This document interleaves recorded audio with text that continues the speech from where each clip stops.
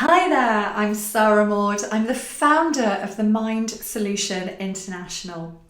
Now, yesterday I uncovered something, and what I uncovered is the catalyst for me creating this video and sharing it with you, because it's my intention that in sharing this video with you, it will give you some food for thought about the kind of resources that you have in place to support your employees' health and well-being, and whether those resources are sufficient, whether they're delivering to you a return on investment or not. So I've been working with an organisation recently to help them to develop an employee well-being strategy. And when they came to me, they said, look, we're doing loads of work in the pay and reward space, and we feel that what we're offering from the perspective of pay and reward is really good, but we're not well-being experts. We're not trained in mental health. We're not really sure what it is that we should be doing to support the mental health and well-being of their people.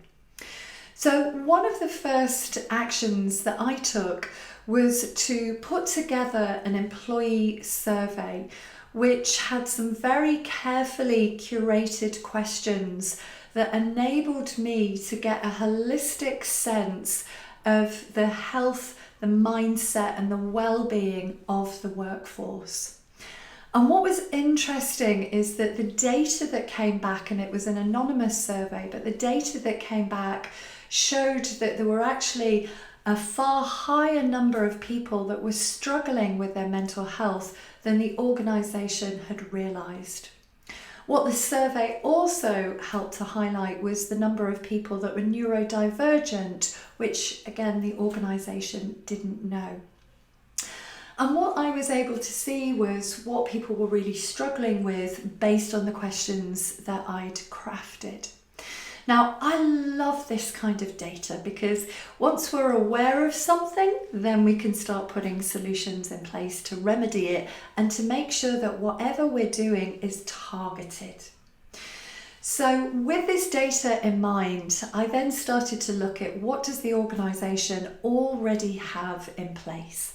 And I like to do this because I don't believe in reinventing the wheel. I don't believe in putting in things just for the sake of it. So I like to look at what has an organisation already got that's working, or maybe actually challenging whether it is working, whether they are getting a return on investment, whether they're getting bang for their buck, so to speak. And the HR director said, well, we have an employee platform. It's an e-learning platform where our employees complete their health and safety training, their compliance training, which I would suggest that most organisations have got something similar in place. Now, within this e-learning platform, there were a number of videos that covered the topic of mental health and well-being. And my initial response was, great. Let me get my hands on it so that I can have a look at what's being taught, what's being covered in these videos, with the view to seeing how we can tie it in with some of the strategies, some of the initiatives within the wellbeing strategy. So I sat down yesterday and I got maybe about 3 or 4 videos in. And I contacted the HR director and said, it is my very strong recommendation that you look for a different training provider. So, these training videos, I believe that if these training videos had been aimed at primary school children, they would have been sufficient. But the fact that these videos were intended to teach grown adults in very well-paid jobs about mental health, about how to understand the way that their mind worked, to understand how to regulate emotions, to understand thinking and how thinking impacts us, it wasn't sufficient. It was completely insufficient and inadequate. And the approach of these videos, they'd used actors, a lot of comedians, And I can understand their intention to lighten the topic, but actually what they've done is, well, they devalued mental health and well-being, but in taking this real comedy approach, had made the audience more fitting for primary school children and not responsible paid adults.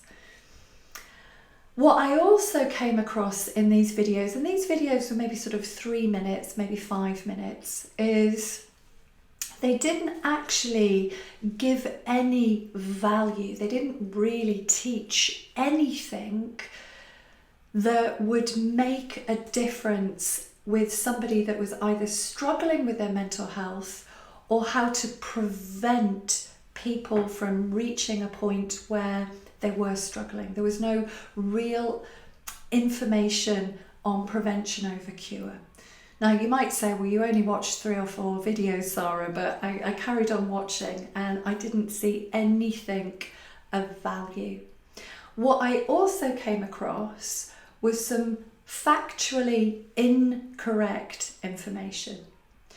So what they said is that moods, we don't have any control over moods, that moods are like the weather, that they will pass. Now I get that moods are like the weather, but to suggest that we have no control over our moods, well, that's complete bullshit. Excuse my French. We absolutely can manage our moods. We can manage them through any number of techniques. We can manage them through breath work, and we've all got access to breath. They suggested that mental health was genetic. Actually, that's factually incorrect. It can be genetic with bipolar, but any link with depression and genetic, there's very little evidence. But certainly with anxiety, stress, burnout, trauma, all of those kind of mental health conditions, there's no genetic link. So for me, people were being given factually incorrect information. And one of the fundamental things, the fundamental thing that impacts mental health is the way that we think. And that wasn't covered in the videos.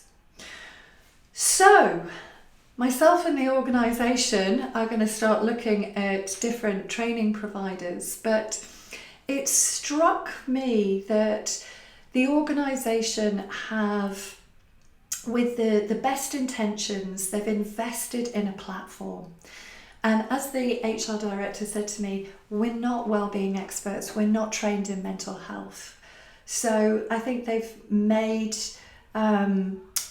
brought this platform in not knowing what they don't know, not knowing that that wasn't actually sufficient, that that's not going to give them any return on investment. It's going to do absolutely nothing to help to support their people. And that there are far better platforms out there that can. But it struck me that so many people within organisations are trained in, say, human resources. I mean, I worked in HR for 12 years. I had my degree, my CIPD in HR. But until I moved into this space, I wouldn't have known anything about employee wellbeing and mental health and what we needed to put in place. So I would just invite you to consider, if you have got different initiatives in place, if you've got different platforms in place, to ask yourself the question, are they actually effective? How are you measuring them? How do you know whether they're actually doing anything for you or not? It could be that you've already got an employee wellbeing strategy in place, but again, if you've not worked with a wellbeing specialist, you might not be sure that this is sufficient, if it's doing the right job. Now, we know that 1 in 4 people in the UK, 1 in 5 in the US are struggling with their mental health at any one time. So it is vital that whatever we are doing to support our people, we get it right. You know, there is such a fundamental link between high performance and mental health. And I am absolutely sure that all of you want to create a workforce of high performing, healthy and happy individuals. So if you need a helping hand, if you need somebody that can just spend even a day with you, looking at what you've already got, seeing whether it's sufficient, being able to assess it as experts, then please do reach out to us at info@themindsolution.com. But thank you for listening. I trust that that's given you some food for thought, and I look forward to you joining us again on another video very soon. Bye bye for now.